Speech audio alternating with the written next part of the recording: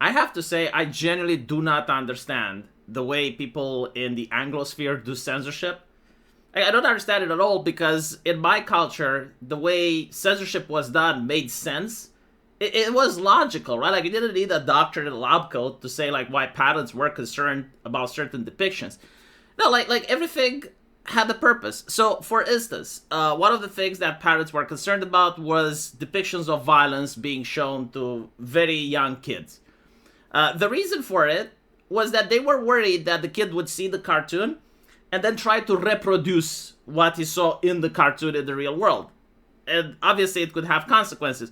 So, for instance, they were worried that if a kid watches Tom and Jerry and sees Jerry pushing a flower pot from a balcony and it hits Tom in the head, within cartoon logic, that doesn't have any lasting consequences. So, like, a 9-year-old may see that, and they may actually go to the balcony with the flower pot, trying to hit someone in the head because they think it's funny. And they think that the guy getting hit with the flower pot is not going to die or suffer a concussion or anything like that. They're just going to get an ouchie and get up, right? And there was actually a case like that. It happened in my town, and literally, like, the kid saw Cartoon Network, Tom and Jerry, and he reproduced that. Ended up with the person getting hospitalized, ended up with the parents having to talk to the police. Was awful, right? So like, the idea of censoring violence for kids made sense. Another reason that they would censor things like, for instance, horror movies, right? Like, they wouldn't allow young kids to watch horror movies. Why? Because the kids would get nightmares. And then they would wake up the parents in the middle of the night. And so, like, parents didn't want that. And it's also like seeing your kid in distress, right? So, like, no horror movies for kids. And if you're a kid, like, the age of 12 that could watch horror movies, like myself, and I didn't cry, I didn't have the night terrors, my parents were fine, right? So it was, like, on a kid-by-kid basis. What is, like, a blanket ban? Like, I was watching slasher movies since I was young, like, absolutely no problem. But just because I did it doesn't mean that other kids could. And so, like, parents basically, like, tailored their parenting based on what their kid could enjoy or not, right? Like, for instance, I never tried to reproduce stuff that I saw on TV. Meanwhile, other kids saw a skit from Jackass where they tied a merry-go-round to a truck, and then when the truck drove by, pulled everyone up, and it was funny. They tried doing that in real life, and a person died. Some kids were smarter, others were dumber. Other, even after the age of 18, in my opinion, should still have been banned from watching television. But at the end of the day, like, it was up to the parent. Because, like, the parent actually knows the kid, actually knows what they're capable of, and they were in a much better position to make decisions on what they're allowed and what they're not allowed to consume. And of course, stuff that involves sex. Like, there were a lot of TV shows that had sex scenes in them. Or even Hollywood movies back in the day, like, they actually had sex scenes. You don't want your kid to watch that and then go to school and try to reproduce what they saw with another kid, right? And so, like, the censorship, again, like, it made sense. But when I see the Anglosphere, it's baffling. It's like censorship built on morality, kinda. And it's supported by people that are basically saying, like, I can do this to other people, and I will be viewed as moral if I take stuff away from them. Like in this situation, right? Like, what exactly is the purpose? You have an anime called Assassination Classroom. And anyone that watches it knows that it's a comedy. It's extremely over the top. It's not supposed to be taken seriously.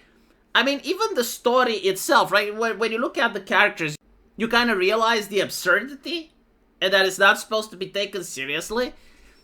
I mean, look at this main character, right? Like, if a white man draws something like this, it would be considered a racist depiction towards Chinese people. You'd get cancelled. But all jokes aside, right? Like, what is the problem with this card? Like, why did it even come to this? Why did the judge have to step in and say, no, obviously you people are retarded? Well, apparently, like, the story is that you have the world's best assassin, and he now has the ability to destroy the moon. And he basically says that he wants to be a teacher, and if no one from the class assassinates him, then he's going to destroy the Earth. And it turns out that he's actually a really good teacher. He's teaching kids the power of friendship, to love one another. Like, good shit.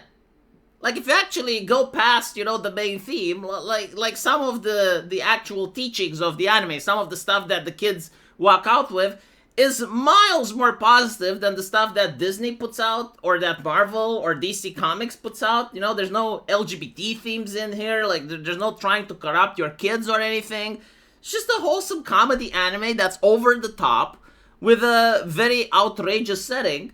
And the setting serves as a mystery to figure out, like, why is this teacher that's apparently so kind pushing the kids to do this? Like, why does he want to be assassinated? Then it turns out that the government made an experiment on him and he is about to blow up, right? So once he blows up, he's going to take out the entire Earth.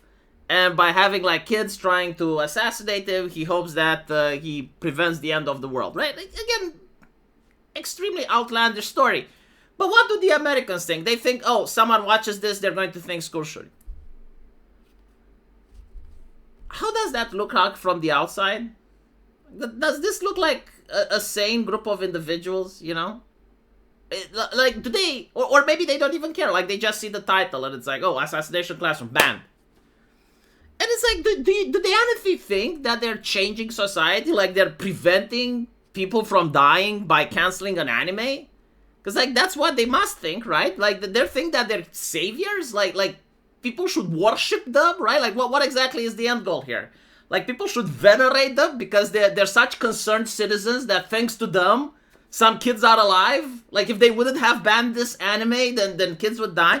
And I don't think that they believe that either. I think it's all about, like, a dick stroking contest. It's basically showing, look how pious we are. Like, we have morals. The people that watch this anime doesn't have morals. People with morals are superior beings than the people without morals. So we get to decide and to hurt and to insult and to demean the ones that don't have morals. And by taking away their hobbies, we're basically showing that we can do anything we want to them. And if they don't like it, they should get morals as well. I think this is what it's like.